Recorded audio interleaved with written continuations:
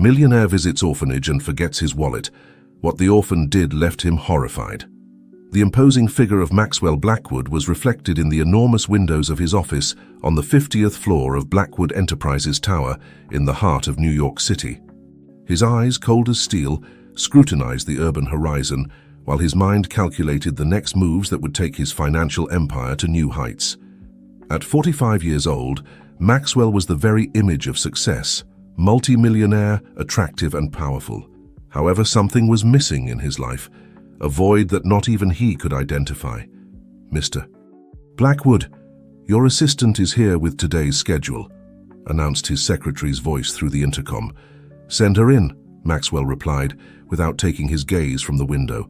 Sarah, his efficient 28-year-old assistant, entered with a firm step, her tablet in hand and a determined expression on her face. "Good morning, Mr. Blackwood. We have a busy day ahead." Maxwell turned, his face a mask of indifference. "Go ahead, Sarah. What do we have today?" "At 10, sir, you have a video conference with the investors from Shanghai. At 12:30, lunch with the Secretary of Commerce. And at 3... Sarah paused as if hesitating to continue. Maxwell raised an eyebrow. "Well?" "At 3, the visit to Hope and Life Orphanage is scheduled. It's part of the new corporate social responsibility campaign designed by the Public Relations Department." The businessman let out a barely perceptible sigh. "Ah, yes. The charity campaign. Is it really necessary for me to be present?" Sarah nodded firmly. "Yes, sir. The PR team insists that your personal presence will have a significant impact on the company's image. Plus, the media will be there to cover the event." "Very well," Maxwell conceded, his tone lacking enthusiasm. "Make sure the donation check is ready and the speech is brief. I don't want to spend more time than necessary in that place." The assistant frowned slightly but refrained from commenting. "Of course, sir. Everything will be prepared." As Sarah withdrew, Maxwell turned his attention to the documents on his desk. The figures and graphs were his true language, the only one he really understood and appreciated. For him, the world was divided into assets and liabilities, into profitable investments and necessary expenses. And this visit to the orphanage was nothing more than another necessary expense, a lesser evil to maintain the public image of Blackwood Enterprises. The hours flew by between meetings and multi-million-dollar decisions.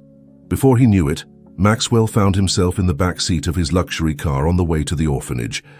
His driver, Frank, a middle-aged man who had been working for him for years, observed him through the rearview mirror with a mixture of respect and concern. "Everything all right, Mr. Blackwood?" Frank dared to ask, noticing the tension on his boss's face. Maxwell looked up from his smartphone. "Yes, Frank. I just want to get this over with as soon as possible." The driver nodded but couldn't help adding, "You know, sir, my niece volunteers at that orphanage. She says the kids are incredible, full of life and hope, despite everything." For a moment, something seemed to flicker in Maxwell's eyes, but it vanished as quickly as it appeared. "I'm sure they are, Frank, but we're not here to make friends. It's an act of charity, nothing more." The rest of the journey passed in silence. When they finally arrived at Hope and Life Orphanage, Maxwell was surprised to see that the building, though modest, was well maintained. Colorful gardens adorned the entrance, and children's laughter could be heard from inside. Maxwell got out of the car, adjusting his tie and mentally preparing himself for the cameras he could already see at the entrance. The orphanage director, a kind-looking man named Robert Thompson, greeted him with a genuine smile. "Mr. Blackwood, it's an honor to have you here," said Robert, extending his hand. Maxwell shook it briefly, his face a mask of rehearsed cordiality. "The honor is mine, Mr. Thompson. Blackwood Enterprises is committed to the well-being of the community." As they entered the building, followed by a retinue of assistants and journalists, Maxwell couldn't help but notice the colorful drawings adorning the walls, the carefully arranged toys on the shelves, and the aroma of home-cooked food wafting through the air. It was a warm, almost homely environment, so different from the cold hallways of his company. The visit proceeded as planned. Maxwell toured the facilities, listened to the director's explanations about the educational and development programs, and finally came the moment to hand over the donation check. Cameras flashed when Maxwell, with a perfectly rehearsed smile, handed the check to Director Thompson.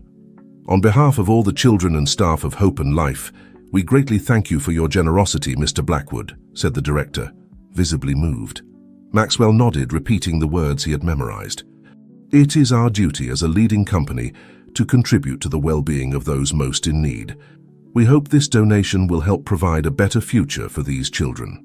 After the formal act, and while the journalists prepared for the round of questions, Director Thompson suggested, "Mr. Blackwood, would you like to meet some of our children? They're in the recreation room and would be delighted to greet you." For a moment, Maxwell hesitated. It wasn't in the program, and he had already fulfilled his part of the show. However, aware of the cameras still surrounding him, he nodded with a forced smile. Of course, it would be a pleasure. He followed the director to a large room full of color and life. Children of various ages were playing, reading, or simply talking among themselves. Upon seeing the adults enter, some fell silent, observing with curiosity the man in the elegant suit. A small girl, no more than 10 years old, approached shyly.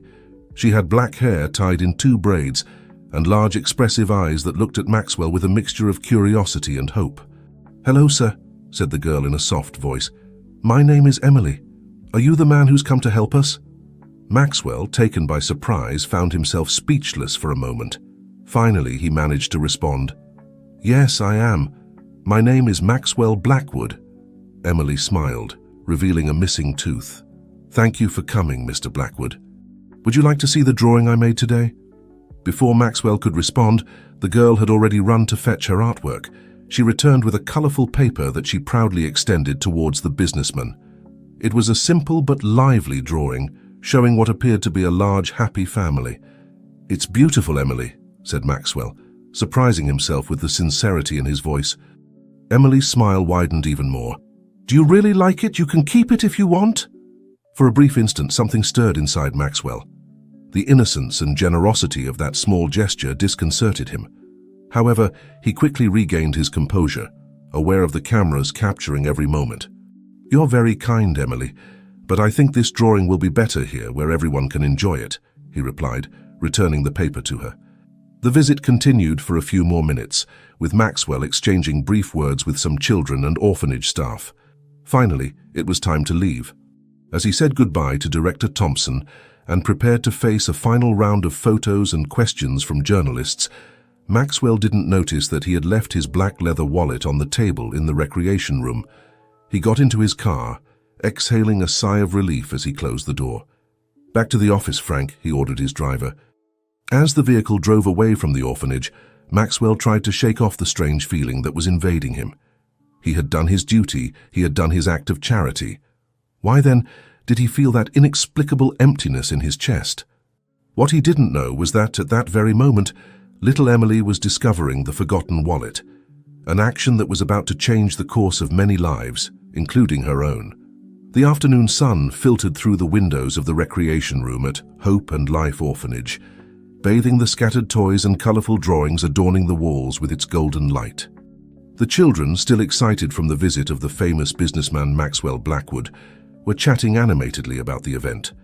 However, in a corner of the room, little Emily remained silent, her big eyes fixed on an object that shone on the table, the black leather wallet that Mr. Blackwood had forgotten.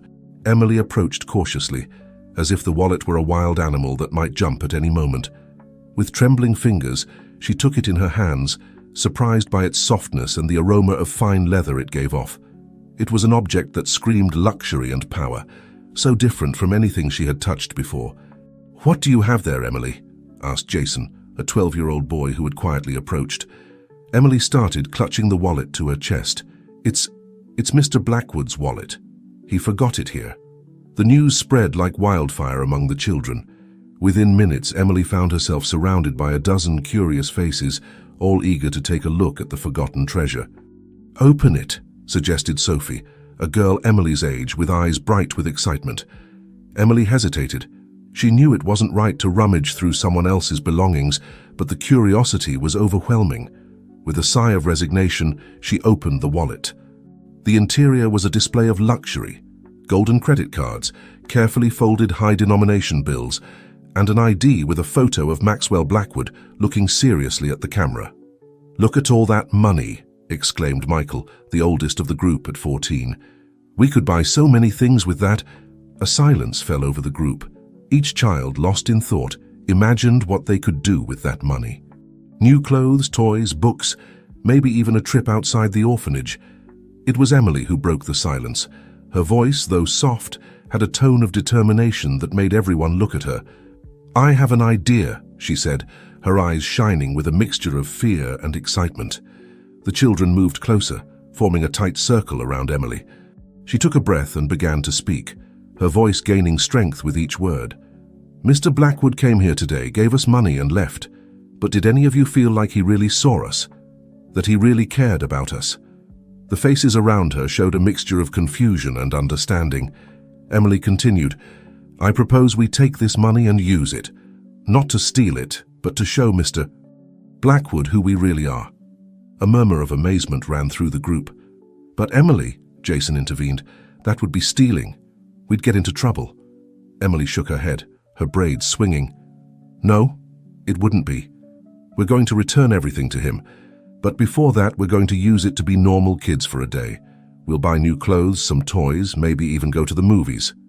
And then when we return the wallet, we'll show Mr. Blackwood what it really means to help someone." Emily's proposal floated in the air, heavy with possibilities and dangers. The children looked at each other, undecided. Sophie was the first to speak. I think Emily is right. They always treat us as if we were invisible. This could be our chance to be seen." Gradually, the other children began to nod, infected by the audacity of the idea. Even the most skeptical found themselves considering the proposal. "But how will we do it?" asked Michael, always practical. "We can't just leave the orphanage and start spending money." Emily smiled, a plan forming in her mind. "I have an idea. Tomorrow is Saturday, and they always let us go to the park. We can sneak away then." The plan began to take shape. They decided that Michael, being the oldest, would keep the money. Sophie would be in charge of distracting the caretakers in the park. The other children would have specific tasks. Some would buy clothes, others toys, and a small group would be in charge of getting movie tickets. While the children discussed the details, Emily moved away for a moment, approaching the window. She looked at the sunset sky, a mixture of emotions stirring inside her. She knew that what they were planning wasn't right, but deep in her heart, she felt it was necessary. Maybe, just maybe, this would make someone really see them, understand that they were more than just numbers in a charity statistic. Suddenly, the voice of Mrs. Johnson, one of the caretakers, resonated in the hallway. "Children, it's dinner time." The group dispersed quickly, with Michael hiding the wallet under his shirt. Before leaving the room, they all exchanged knowing looks. The plan was in motion. That night, while the other children slept, Emily remained awake in her bed, her mind spinning. Were they doing the right thing? What if they got caught? But every time she doubted, she remembered Maxwell Blackwood's distant look, the way he had rejected her drawing, and her determination strengthened. Across the city, in his luxurious penthouse, Maxwell Blackwood was preparing for bed. He checked his phone one last time, responding to emails and verifying stock quotes. The visit to the orphanage was already a distant memory, barely a footnote in his busy day. However, just before turning off the light, a fleeting image crossed his mind. Emily's smiling face offering him her drawing. For a moment, he felt a pang of, what was it? Guilt? Nostalgia? He shook his head, dismissing the thought. He had more important things to think about. What Maxwell didn't know was that in less than 24 hours, that girl and her bold plan would shake the foundations of his carefully constructed world. The next morning, Hope and Life Orphanage woke up with an unusual energy. The children, especially Emily's group, seemed to vibrate with contained excitement. They ate breakfast quickly, anxious for the time to go to the park to arrive. When they finally went out, under the supervision of 2 caretakers, the plan was set in motion. Sophie began to act, feigning a stomachache that required urgent attention. While the caretakers were distracted, Emily, Michael, and a small group slipped away, blending in with the crowd in the park. With hearts beating 1,000 times a minute, but with unwavering determination, the children ventured into the city. For the first time in their lives, they had the power to choose, to be like any other child. They didn't know that their actions were about to trigger a series of events that would change not only their lives, but also Maxwell Blackwood's, in ways that none of them could imagine. Meanwhile, in his office, Maxwell began another day of negotiations and multi-million-dollar decisions, completely oblivious to the whirlwind that was approaching. The forgotten wallet, which at that moment he would consider a minor nuisance, was about to become the catalyst for a profound transformation in his life. The bustle of the city enveloped Emily and her friends as they ventured through the streets of New York, their hearts pounding with a mixture of excitement and fear. For these children, raised within the walls of the orphanage, the outside world was a maze of unknown possibilities and dangers. Michael, the oldest of the group, took the initiative. "Well, where do we start?" he asked, his voice betraying a slight tremor, despite his attempt to appear confident. Emily, her eyes bright with determination, pointed to a colorful clothing store across the street. "There," she said firmly. "First, let's dress like the kids we see on TV." Cautiously, they crossed the street, marveling at the shop windows full of mannequins with elegant and modern clothes. As they entered the store, they were greeted by air conditioning and the scent of new fabric, a completely new experience for them.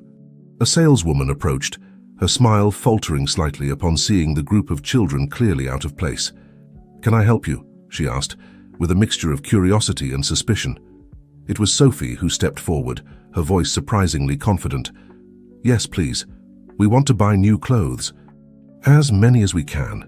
The saleswoman blinked, confused, but the flash of bills that Michael took out of the wallet quickly dispelled her doubts. "Of course," she replied, her attitude instantly changing to one of helpful enthusiasm. "Where would you like to start?" What followed was a whirlwind of colors, textures, and styles. Emily tried on dresses that twirled when she spun. Sophie found a leather jacket that made her feel invincible, and the boys marveled at sneakers that seemed able to make them fly. As they tried on the clothes, Emily couldn't help but notice her reflection in the mirror.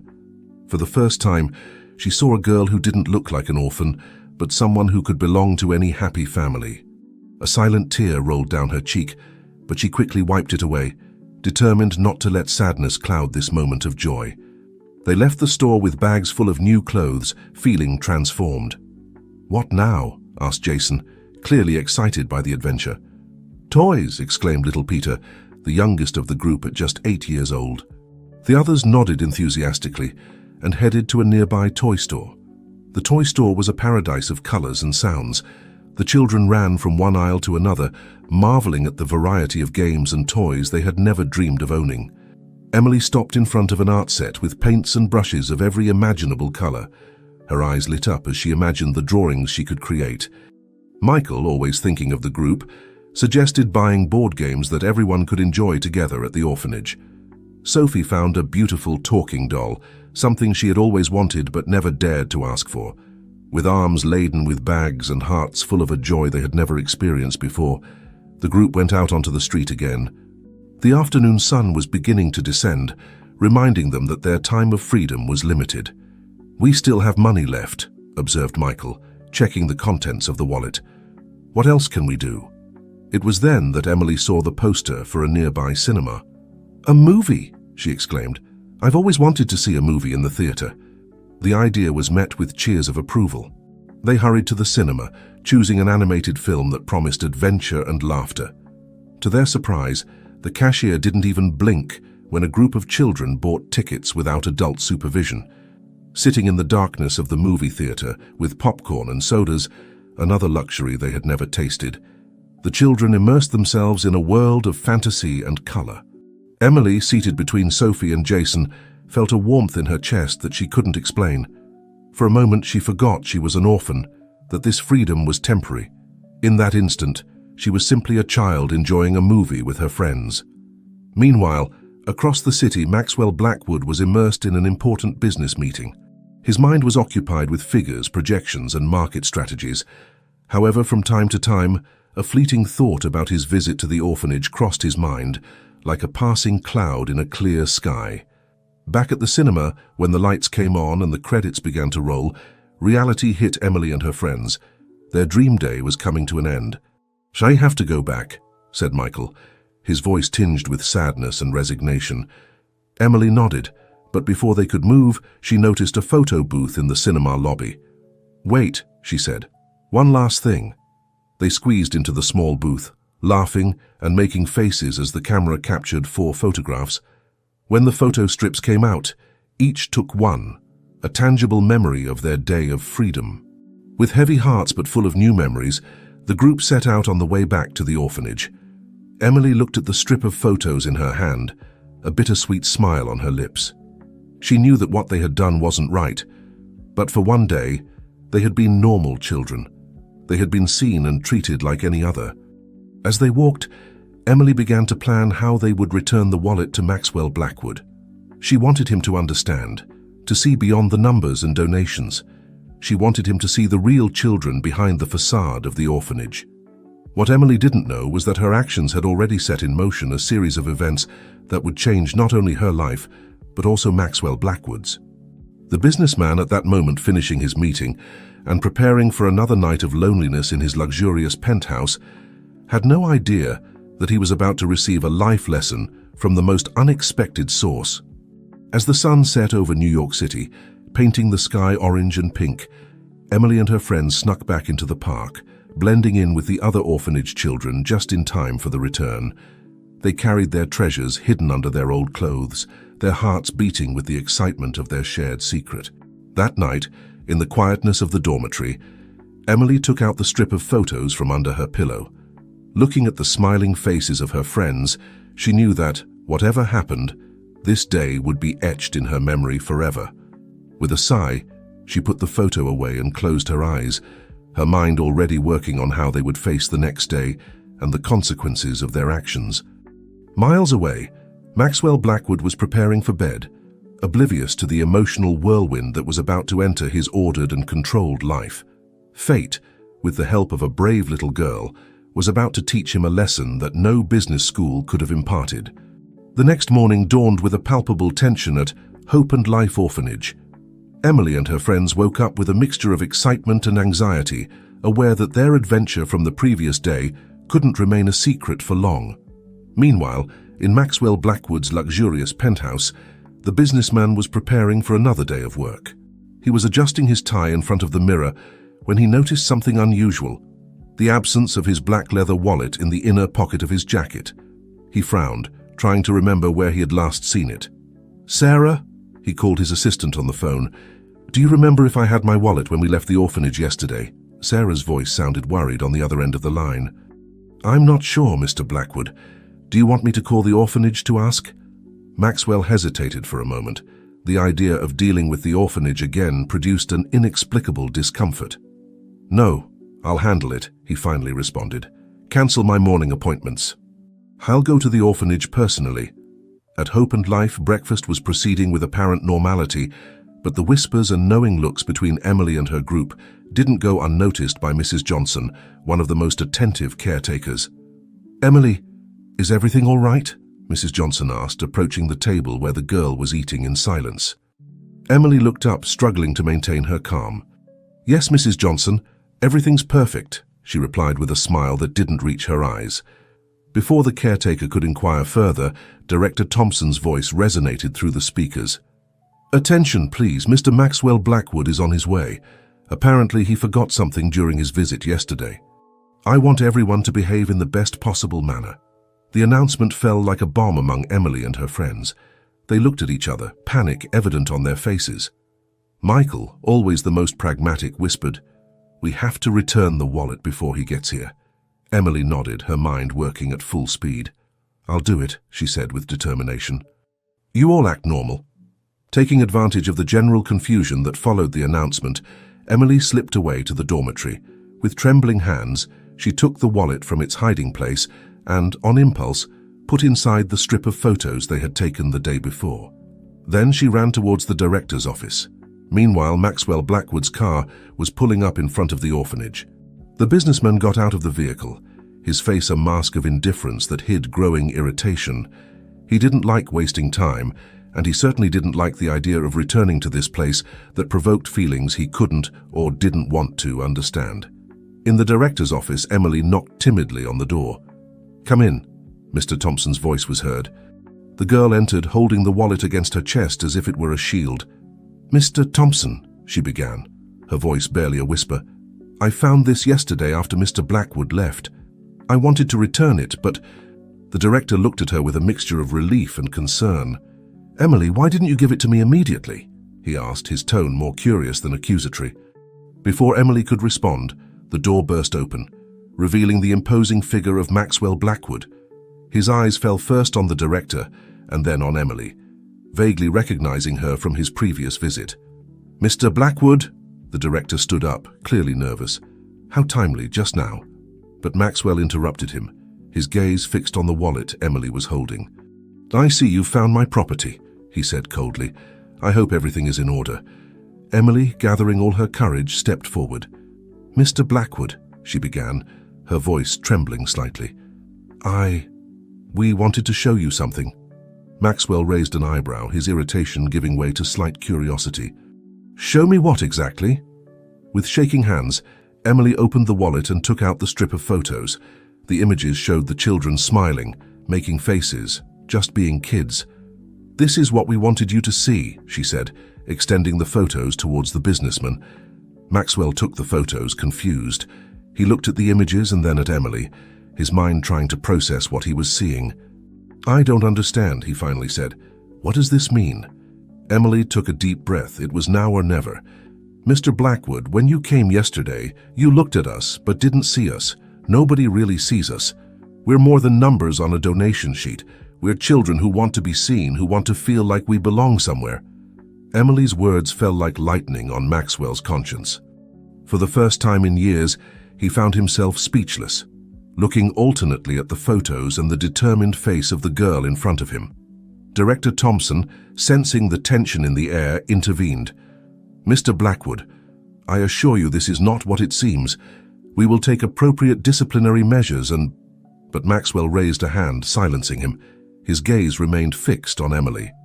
"Continue," he said, his voice surprisingly soft. "I want to hear more." Emily, encouraged by this unexpected reaction, began to speak. She told him about their plan, about how they had used the money to experience a day as normal children. She talked about the new clothes, the toys, the movie at the cinema, but above all she talked about how they felt, seen, valued, normal. As Emily spoke, something began to change in Maxwell's face. The mask of indifference cracked, revealing an emotion that not even he could name. For the first time in a long time, he was truly listening, truly seeing. When Emily finished her story, a heavy silence fell over the office. Director Thompson seemed to be holding his breath, waiting for the explosion of anger from the powerful businessman. But the explosion never came. Instead, Maxwell Blackwood did something that surprised everyone, including himself. He knelt in front of Emily, placing himself at her level, and said in a broken voice, "I'm sorry, I'm so sorry. You're right, I didn't see you. But now I'm seeing you." At that moment, something changed in Maxwell Blackwood's heart. The ice wall he had built around his emotions began to melt. He looked at Emily, then at the director, and finally said, "I think we need to have a long conversation about how we can improve things here." As the morning sun flooded the office, illuminating the faces of Emily, Maxwell, and Director Thompson, a new era began for Hope and Life Orphanage, an era in which children would not only be seen, but truly understood and valued. And for Maxwell Blackwood, this was the beginning of a journey of rediscovery, a journey that would lead him to confront his past, question his values, and perhaps find a purpose beyond numbers and profits. The days following the encounter in the director's office were a whirlwind of emotions and changes at Hope and Life Orphanage. Maxwell Blackwood, against all odds, had decided to personally involve himself in the daily life of the orphanage, a decision that surprised everyone, including himself. On Monday morning, a week after the wallet incident, Maxwell arrived at the orphanage dressed casually, something unusual for him. He wore jeans and a simple shirt, as if trying to shed his corporate armor. "Good morning, Mr. Blackwood," Director Thompson greeted him, still bewildered by this new Maxwell. "The children are having breakfast. Would you like to join them?" Maxwell nodded, following the director to the dining hall. As he entered, a sudden silence fell over the room. Dozens of curious eyes fixed on him, some with fear, others with hope. Emily, sitting at a table with her friends, was the first to break the silence. "Good morning, Mr. Blackwood," she said with a shy smile. "Good morning, Emily," Maxwell replied, his voice softer than anyone had ever heard it before. "Good morning, everyone," he added, addressing the rest of the children. Gradually, the murmur of conversations returned to fill the dining hall. Maxwell served himself a plate of the same food the children were eating, and to everyone's surprise, sat down at Emily's table with her friends. "May I join you?" he asked, his tone almost timid. The children nodded, still too surprised to speak. Michael, always the bravest, was the first to break the ice. "Mr. Blackwood, why are you here?" Maxwell looked at his plate for a moment, as if searching for the right words. "I'm here because I want to learn, I want to understand. I want to really see, as Emily asked me to do." Sophie, sitting next to Emily, dared to ask, "Aren't you angry with us anymore about the wallet?" A sad smile crossed Maxwell's face. "No, Sophie, I'm not angry. I'm grateful. You made me realize something very important that I had forgotten." Meanwhile, in the main office of Blackwood Enterprises, Sarah, Maxwell's assistant, was dealing with an avalanche of calls and emails. The sudden absence of the CEO had caused chaos in the corporate agenda. "No, Mr. Rodriguez, Mr. Blackwood is not available at the moment," Sarah explained for the umpteenth time. "Yes, I understand that the merger is important, but..." Frustrated, Sarah hung up the phone and leaned back in her chair. What was going on with Maxwell Blackwood? The man she knew would never have abandoned his responsibilities like this. Back at the orphanage, Maxwell spent the day interacting with the children. He played soccer in the yard, clumsily at first, but improving with each minute. He helped in the art class, marveling at the creativity of the little ones. He even sat to listen to the stories that the youngest children invented. During a break, he found himself alone with Emily in the garden. The girl was drawing, her face a mask of concentration. "What are you drawing?" Maxwell asked, sitting beside her. Emily showed him the drawing. It was a portrait of Maxwell playing with the children. "It's you, Mr. Blackwood, but different." Maxwell looked at the drawing, feeling an emotion he couldn't name. "Different how?" he asked softly. "Happy," Emily replied simply. "You look happy here." Those words hit Maxwell like lightning. Happy? When was the last time someone had described him that way? When was the last time he had felt that way? "Emily," he began, his voice laden with emotion, "I want to thank you. You and your friends. You've taught me more in these days than any business book in my entire life." The girl smiled, a smile that lit up her whole face.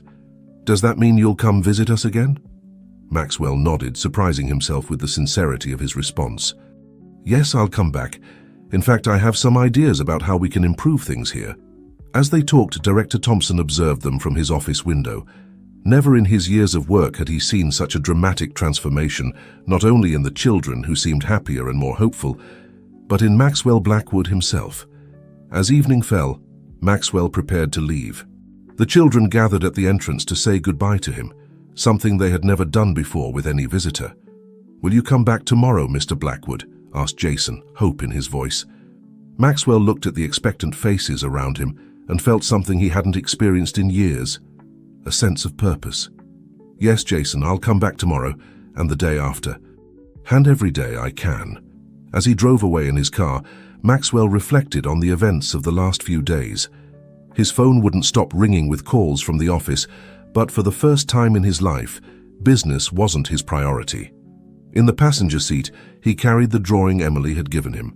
He looked at it once more before starting the car. The image of himself, smiling and surrounded by children, was a reminder of the person he wanted to be, of the person who perhaps deep down he had always been. That night, in his luxurious penthouse, Maxwell couldn't sleep. His mind was full of ideas, plans to improve the lives of the children in the orphanage. For the first time in years, he felt truly alive, truly useful. Meanwhile, at Hope and Life, Emily was also awake, looking at the stars from the dormitory window. She thought about Maxwell, how he had changed, how he had really seen them for the first time. "Do you think he'll come back tomorrow?" Sophie whispered from the bed next to her. Emily smiled in the darkness. "Yes," she replied with conviction. "I think he will." And so, as night enveloped the city, two hearts, one young and one reborn, filled with hope for tomorrow.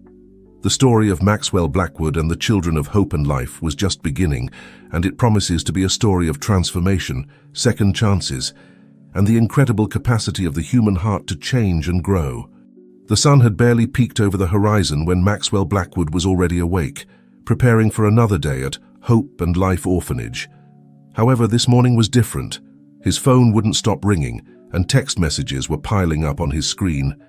The board of directors of Blackwood Enterprises was demanding an emergency meeting.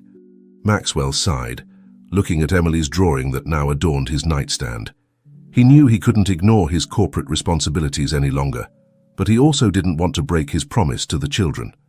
Meanwhile, at the orphanage, Emily and her friends were anxiously waiting for Maxwell's arrival.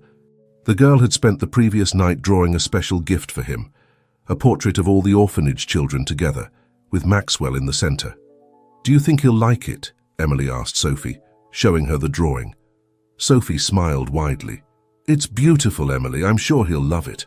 However, as the morning progressed, Maxwell's absence became increasingly noticeable.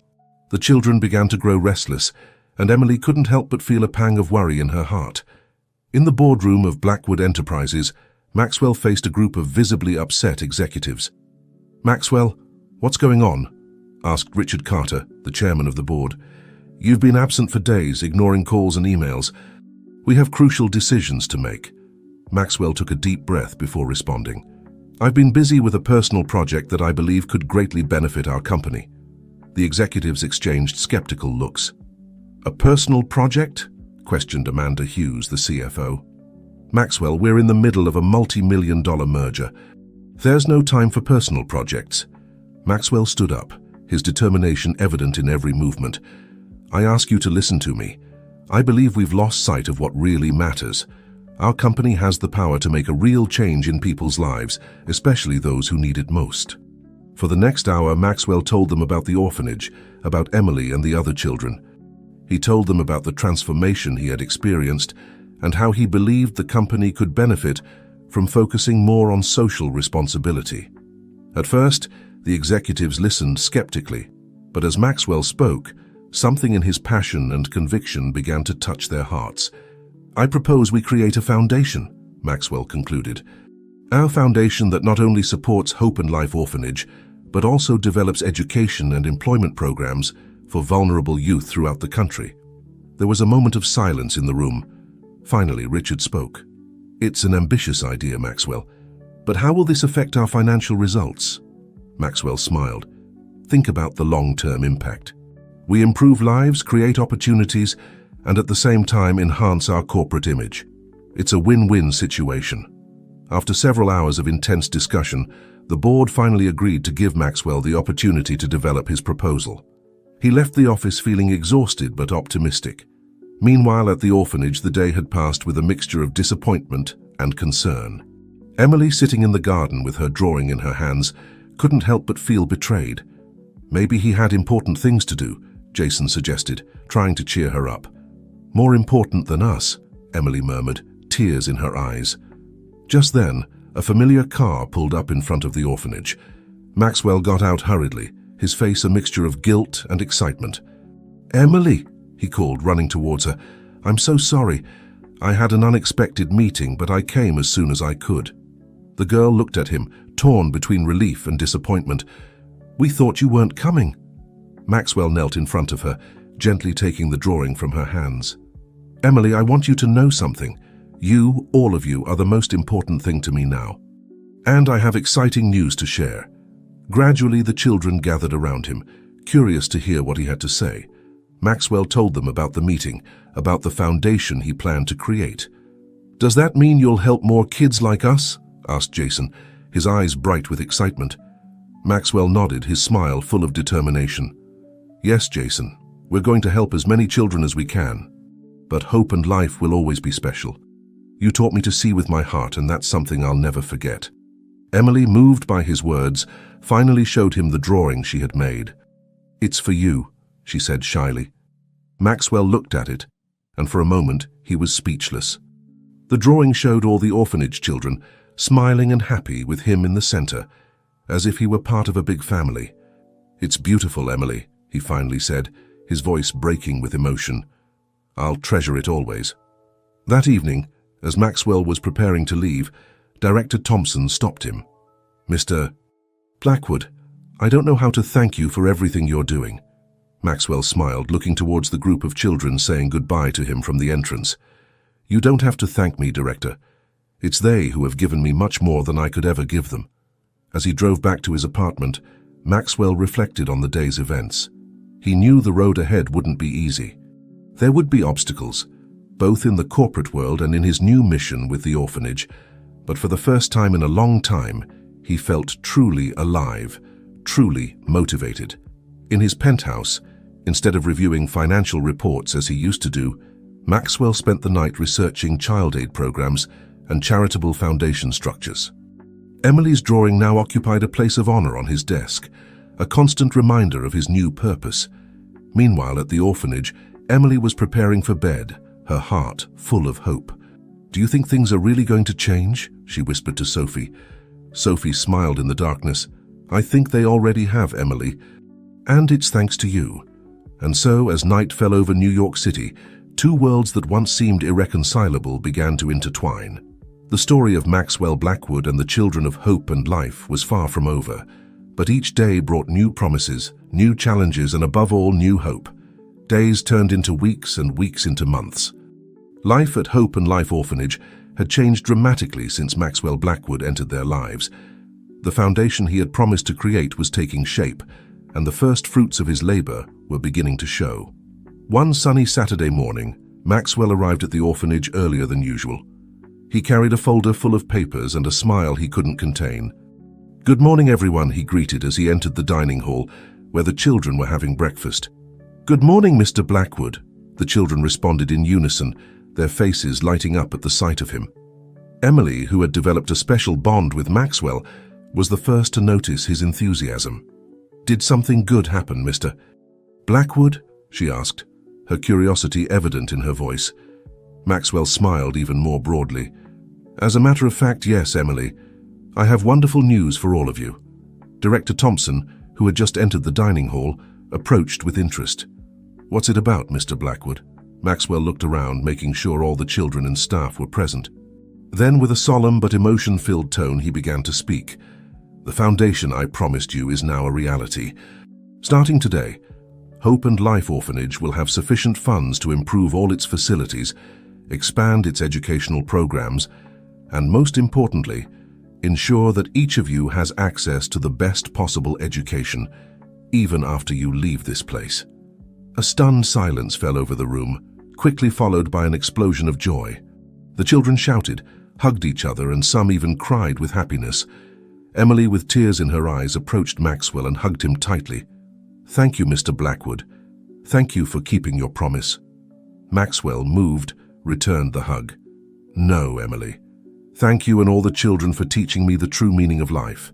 Director Thompson, visibly emotional, shook Maxwell's hand. This will change these children's lives forever. I don't know how to thank you. Maxwell shook his head. There's nothing to thank me for. It's the right thing to do. As the day progressed, Maxwell shared more details about the Foundation's plans. There would be new classrooms equipped with cutting-edge technology, an updated library, personalized tutoring programs, and even plans to help young people find employment or continue with higher education once they left the orphanage. While the children celebrated and made plans for the future, Maxwell found himself reflecting on his own journey. He remembered the cold and distant man he had been just a few months ago and marveled at how a simple act of kindness from a child had triggered such a profound transformation in his life. That afternoon, as the children played in the newly renovated courtyard, Maxwell sat on a bench with Emily. Emily, he began, his voice soft and laden with emotion, I want you to know that you've changed my life. You and all the children here have taught me more about love, compassion, and purpose than I learned in all my years in the business world. Emily looked at him with her big brown eyes. You've changed our lives too, Mr. Blackwood. You've given us hope. Maxwell smiled, feeling a warmth in his heart that had become familiar in recent months. You know, Emily, I've been thinking a lot lately about life, about the future. The girl looked at him curiously. And what have you been thinking about? Maxwell took a deep breath before continuing. I've been thinking about the possibility of adopting, of forming a family. Emily's eyes widened. Do you want to adopt one of us? Maxwell nodded slowly. Yes, I've been considering that possibility. But I want you to know that, regardless of what I decide, all of you are already like family to me. Emily remained silent for a moment, processing the information. Then, with wisdom beyond her years, she said, Mr. Blackwood, I think you'd be a wonderful father. Any of us would be lucky to have you as a dad. Emily's words touched Maxwell deeply. At that moment, he knew his life had changed forever, and that the path he had chosen, though challenging, was the right one. As the sun began to set, painting the sky in warm hues, Maxwell watched the children playing, laughing, and enjoying a happiness that once seemed unattainable. He realized he had found something that money could never buy: a purpose, a family, and an unconditional love that filled every corner of his being. That night, as he prepared to leave, Maxwell looked once more at the drawing Emily had given him months ago. He now understood that this image wasn't just a drawing, but a vision of the future, a future he was building day by day with every smile, every hug, and every act of kindness. As he drove back to his apartment, Maxwell knew there were still many challenges ahead. Adoption would be a complicated process, and balancing his new life with his business responsibilities wouldn't be easy. But for the first time in his life, he felt completely at peace with the path he had chosen. At the orphanage, Emily was preparing for bed, her heart full of mixed emotions. The possibility that Maxwell might adopt one of them was exciting but also a little scary. However, as she looked around at the smiling faces of her friends, she knew that whatever happened, they would always be a family. And so, as night enveloped New York City, two souls, one young and one reborn, dreamed of the future. A future full of love, hope, and endless possibilities. The story of Maxwell Blackwood and the children of hope and life was far from over, but each chapter promised to be more beautiful than the last. Autumn had arrived in New York City, painting the trees in golden and reddish hues. At Hope and Life Orphanage, the children were preparing for the start of the new school year, excited about the opportunities that Maxwell Blackwood's foundation was providing them. However, for Maxwell, the past few months had been an emotional roller coaster. His decision to adopt had triggered a series of events that had led him to question himself deeply. On a crisp morning, Maxwell arrived at the orphanage with a tired but determined face. Director Thompson greeted him at the entrance, immediately noticing his worried expression. "Mr. Blackwood, is everything all right?" the director asked. Maxwell sighed deeply. "Things have gotten complicated, Robert. The company's board of directors isn't happy with the time I'm dedicating to the orphanage and the foundation. They're pressuring me to refocus exclusively on business." The director frowned, concerned. "I understand. What do you plan to do?" "I don't know yet," Maxwell admitted, "but I'm not going to abandon these children." "I can't."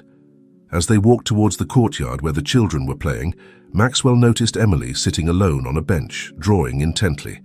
He approached her, sitting down beside her. "Hello, Emily. What are you drawing?" he asked with a tired smile. Emily looked up, her eyes shining upon seeing Maxwell. "Mr. Blackwood, I'm drawing our future family." Maxwell looked at the drawing and felt his heart constrict. On the paper, Emily had drawn all the orphanage children, Director Thompson, and in the center, Maxwell, all holding hands and smiling. "It's beautiful, Emily," said Maxwell, his voice laden with emotion. "Can I ask you something?" Emily nodded, curious. "If you could choose, would you prefer that I adopt one of you or that I continue helping everyone at the orphanage?" The question took Emily by surprise. She remained silent for a moment, reflecting seriously. Finally, with a maturity that surprised Maxwell, she responded, "Mr. Blackwood, we all love you very much here. Any of us would be very happy if you adopted us. But," she paused, searching for the right words, "I think you're already like a father to all of us. What you've done for the orphanage, for our future, it's as if you've adopted us all." Emily's words hit Maxwell like a revelation. Suddenly, everything became clear in his mind. "You're right, Emily," he said, hugging the girl. "You're already my family. All of you." That afternoon, Maxwell called a meeting with all the orphanage staff and children. With determination in his voice, he announced his decision. "I've decided to resign from my position as CEO of Blackwood Enterprises. From now on, I will dedicate all my time and resources to the foundation and this orphanage. I won't adopt just one of you because I already consider all of you my family." The news was received with a mixture of surprise, joy, and concern. Director Thompson was the first to speak. "Mr. Blackwood, are you sure about this? It's a very big decision." Maxwell nodded firmly. "I've never been more sure of anything in my life, Robert. This is my place. This is my purpose." The following days were a whirlwind of activity. Maxwell met with lawyers to transfer most of his company shares to the foundation, thus ensuring the financial future of the orphanage and the child aid programs he had initiated. The news of his resignation shook the American business world. Many criticized him, calling him crazy for abandoning the empire he had built. Others, however, praised him as an example of social responsibility and humanitarian commitment. A week after his announcement, Maxwell found himself in his old office at Blackwood Enterprises, packing his last belongings. Sarah, his faithful assistant, watched him with a mixture of sadness and admiration. "Are you really sure about this, Mr. Blackwood?" Sarah asked. Maxwell paused, looking out the window at the city sprawling below him. Then, with a serene smile, he replied, "More sure than ever, Sarah. For the first time in my life, I feel I'm doing exactly what I should be doing." As he left the building for the last time, Maxwell felt light, as if an enormous weight had been lifted from his shoulders. He knew the road ahead wouldn't be easy, that there would be challenges and obstacles, but he also knew he had the love and support of his new family to face them.